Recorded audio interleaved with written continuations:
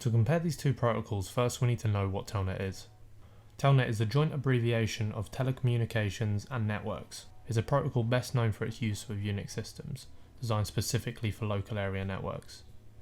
One of the most common real-world examples of Telnet in use is to log into old telephone systems, switches, or routers. The primary reason we don't use Telnet as much anymore is because of its lack of security.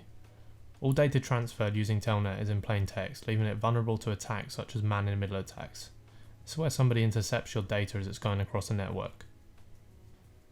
A little fun fact about Telnet is it can be used to test if certain ports are open on a network. If you telnet to an IP address, you can specify a port at the end. Simply enter a port that you want to test and hit enter. If you're presented with a blank screen, it usually means that the port is open. So why do we use SSH? Well, it does everything that Telnet does and it's more secure, hence the name Secure Shell. Everything transferred over SSH is encrypted through a secure channel. It also has the option to use public key encryption for authentication. On screen now is a quick breakdown and comparison of the two protocols.